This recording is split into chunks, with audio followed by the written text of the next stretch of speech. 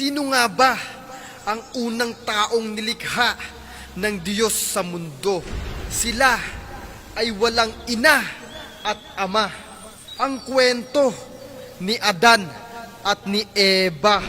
Noong hindi pa nagawa si Adan alayhis salam, ipinaalam ng Allah subhanahu wa ta'ala at sinabi niya sa mga anghel na gagawa siya ng mga tao upang maging mamumuno dito sa lupa. Sabi ng mga anghel, O Allah subhanahu wa ta'ala, bakit kapag gumagawa ng mga tao sa daigdig, ito'y magpapatayan lamang at dadanak ang dugo, samantalang kami ay nagpupuri at sumasamba din naman kami sa inyo. Ang Allah subhanahu wa ta'ala ay nagsabi, Ako ay mayroong alam na hindi ninyo alam. Sa makatuwid, ginawa ng Allah subhanahu wa ta'ala si Propeta Adan alayhis salam sa huling oras sa araw ng Biyernes.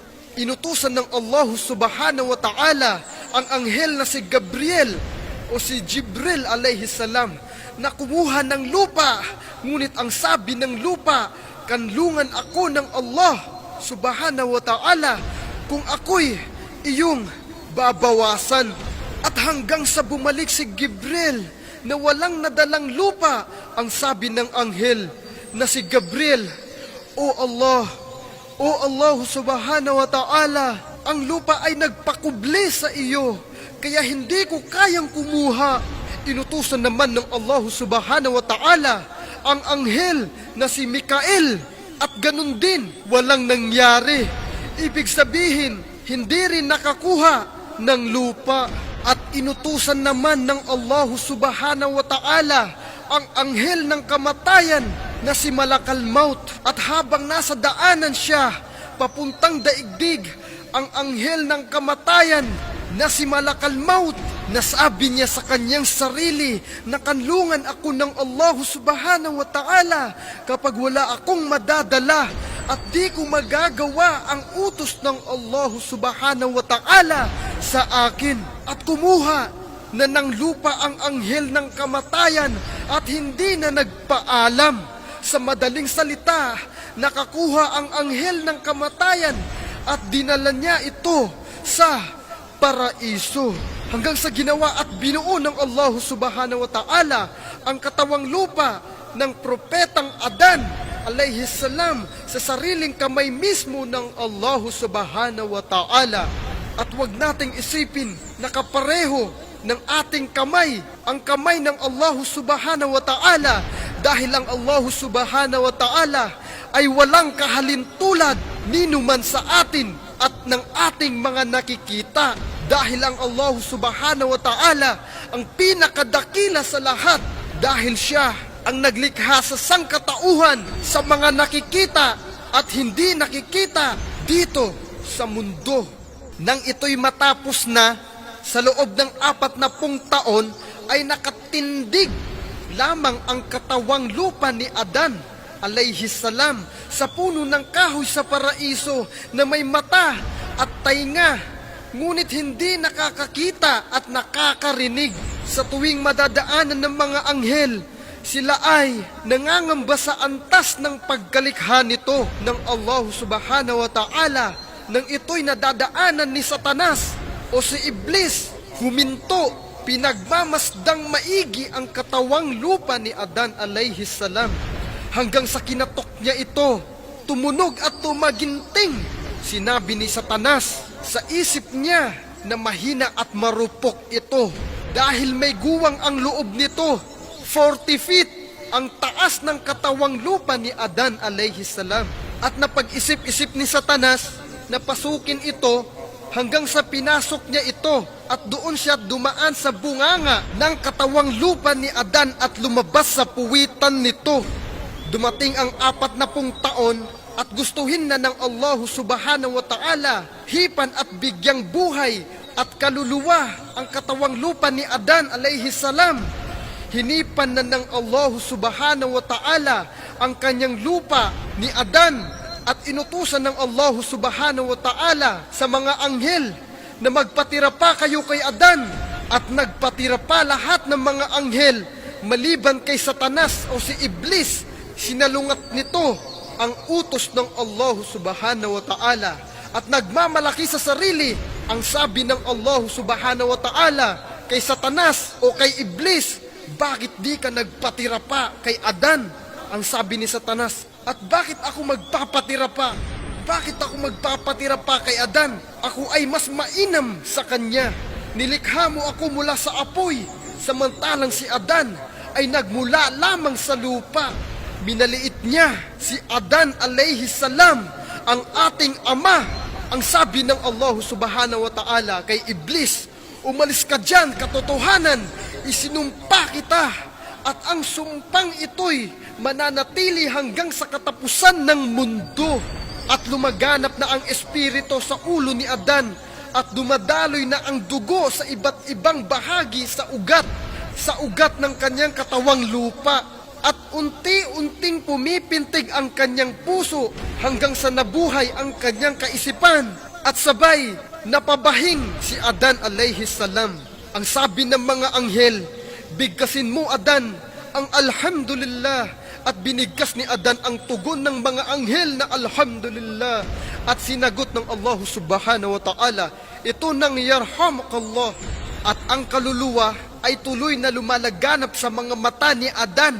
At unti-unti niya itong naibuka.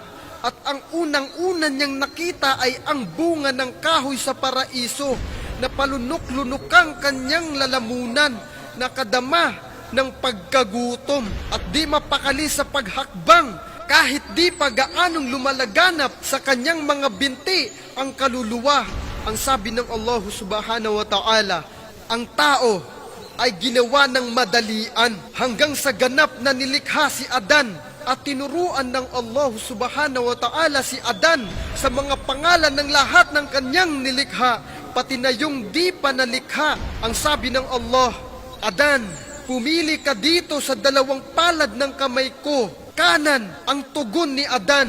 Ibinuka ng Allah subhanahu wa ta'ala ang kanang palad at ipinakita ito kay Adan. Ang lahat-lahat na nakapaloob sa daigdig, magmula sa umpisa ng pagkalikha nito hanggang sa pagkagunaw nito.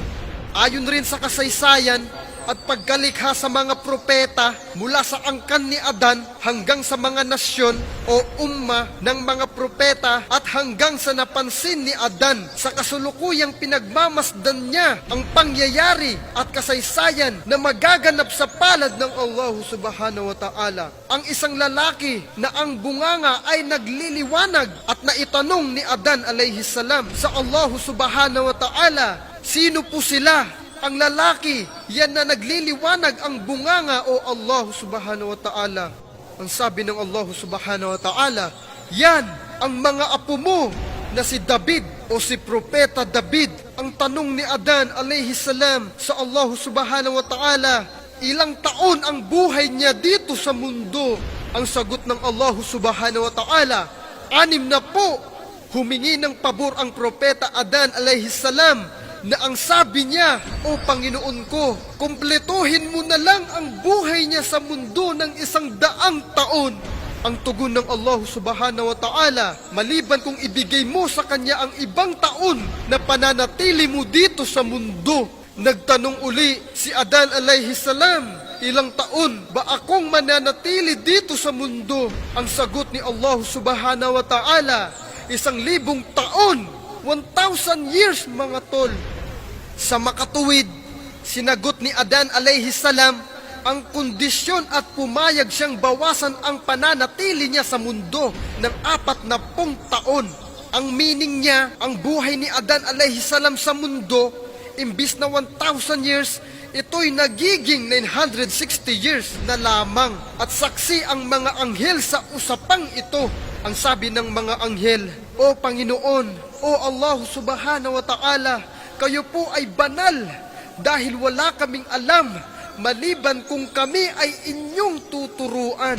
Sabi ng Allah subhanahu wa ta'ala, Adam, sabihin mo sa mga anghel ang lahat ng pangalan ng nasa loob ng santinakpan, universe, hanggang sa sinabi ni Adam alayhi salam ito sa mga anghel. Ang sabi ng Allah subhanahu wa ta'ala, di ba sinabi ko sa inyo, ang alam ko ay hindi nyo alam. Dagdag pa niya, ang sinabi ng Allah subhanahu wa ta'ala, alam ko ang mga di ninyo nakikita sa pagitan ng 7 patong ng langit at lupa, hanggang sa napatunayan ng mga anghel ang kakayahan at karunungan ng Allah subhanahu wa ta'ala. Lubos na napahanga ang mga anghel sa taglay na kakayahan ni Adam alayhi salam. Ngunit hindi nakikita kay Adan ang kasiyahan, bagkus malungkot ang napapansin ng mga anghel, dahil pag lumingon siya sa kanan ng mga anghel, ang kanyang nakikita, ganun din sa kaliwa. Napalibutan siya ng mga anghel, at ang inaasam-asam niya ay kasama na kagaya din sa kanya na tao.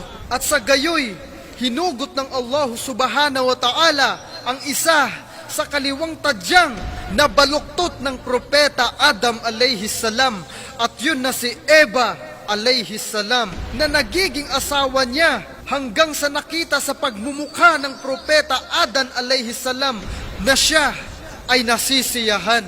At ang sabi ng Allah subhanahu wa ta'ala, Adan, mamumuhay kayo ng inyong asawa na si Eva dito sa paraiso, at kumain kayo sa lahat ng pagkain na gusto ninyo.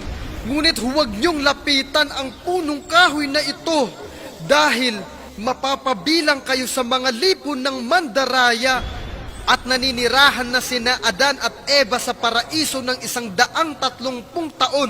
Ang katumbas ng isang araw sa paraiso at impyerno ay 1,000 taon, 100 years mga tol, sa mundo. Hindi sila inabot ng isang araw sa paraiso ay dumating si Satanas o si Iblis at inakit sila nito. At ang sabi, napansin ko sa inyong pananatili dito sa paraiso na hindi nyo pa rin natitikman ang pinakamasarap na pagkain na nilikha ng Allah subhanahu wa ta'ala. At si Adan alayhi salam ay nagsabi, bakit yun? Bakit? Ano yun, Iblis? At tumugon si Eva, ang bunga ng kahoy na yan, diyan nilikha ni Allah si Adan. At ang tugon ni Iblis, at yan, ang unang nakita ni Adan nang imulat niya ang kanyang mga mata. Gusto niyang kunin at kainin upang masubukan kung gaano kasarap ang lasa nito. Ngunit di niya pa rin ito natikman. Ang tugon ulit ni Iblis, mga tol, hindi pwedeng kunin ang bunga ng kahoy na yan, dahil ipinagbawal ng Allah subhanahu wa ta'ala ang paglapit nito. Pagkain pa kaya ng bunga na yan, na ang paglapit ay mahigpit na ipinagbabawal ng Allah subhanahu wa ta'ala? Ang tugon naman ni Adan at Eva, sabi ni Iblis, kaya ipinagbawal sa inyo ang pagkain sa bunga ng kahoy na yan, dahil magiging espesyal kayo na anghel na malapit kay Allah subhanahu wa ta'ala, at magiging mas mataas pa ang antas sa Allah subhanahu wa ta'ala. Pinapakain ni Iblis ang bunga ng puno ng kahoy na yun upang maging mas mataas daw kay Allah subhanahu wa ta'ala. Ngunit ito ay tukso, at ang sabi pa ni Iblis, o di kaya'y mananatili kayong mamumuhay at maninirahan dito sa paraiso, hanggang sa di tinigilan ni Satanas o si Iblis kumbinsihin ang dalawa at di nakain ng dalawa ang bunga ng kahoy, hanggang sumumpa si Satanas ng, ako ay walang layunin kundi sa kabutihan lamang sa inyo. Sa katagalan ay kinain ng dalawa ang bungang kahoy, at laking tuwa ni Satanas nang makumbinsi niya ang dalawa na si Eva at si Adan. Nang ito'y kanilang matikman ang bunga ng kahoy, nakadama sila ng pagkasuklam sa isa't isa, mainisin, natatae at naiihi, dahil sa loob ng 130 years ay kain lamang ang ginawa nila. Ngunit di nila nadama ang natatae, naiihi at di nabubuntis si Eva, at di dinalaw ng regla, hanggang sa tinawag sila ni Allah, subhanahu wa ta'ala, na ang sabi ay, o Adan at Eva, di ba ipinagbawal ko sa inyo ang paglapit sa punong kahoy na yan? Ang sagot ni Adan at Eva, O Allah, O Allah subhanahu wa ta'ala, dinaya namin ng aming sarili. Kung di mo kami patatawarin at kahabagan, kami ay nasa hilira ng mga lugi at talunan. Ang sabi ng Allah subhanahu wa ta'ala, ngayon na alam nyo na si Satanas ay hayag na kalaban nyo, at dahil sa sinuway nyo ang aking utos, doon muna kayo manirahan sa mundo, at doon din kayo aabutan ng inyong kamatayan, at doon ko rin kayo bubuhayin muli hanggang sa paggunaw ng mundo. At ikaw, Satanas, lumabas ka dyan sa paraiso dahil isinumpa kita, at ang sumpa ko sa iyo ay hanggang sa katapusan ng mundo. Ang sagot ni Satanas, ni Iblis, ngunit bigyan mo ako ng mahabang buhay, ya Allah. Sabi ng Allah subhanahu wa ta'ala, oo, bibigyan kita ng mahabang buhay hanggang sa paggunaw ng mundo. At ang sabi ni Iblis o ni Satanas, ipinapangako ko sa iyong kataas-taasan na gagawin ko ang lahat upang silang lahat ay mawawala sa tamang landas, maliban lamang sa mga alipin mong sumasamba sa iyo ng taimtim, hanggang sa silang tatlo ay nasa mundo na, si Adan at si Eva at si Satanas. Sina Adan at Eva ay sumasamba sa kaisahan ng Allah subhanahu wa ta'ala, at humingi sila ng kapatawaran sa nalabag nilang batas ng Allah subhanahu wa ta'ala, at sila ay pinapatawad din ng Allah subhanahu wa ta'ala, dahil ang Allah subhanahu wa ta'ala ay higit na mapagpatawarin at higit na mahabagin. Kaya tayo ay manumbalik sa Allah subhanahu wa ta'ala, dahil maraming Satanas na nakapalibot sa atin at sumasamba sa iba't ibang mga Diyos na hindi naman tunay na Diyos.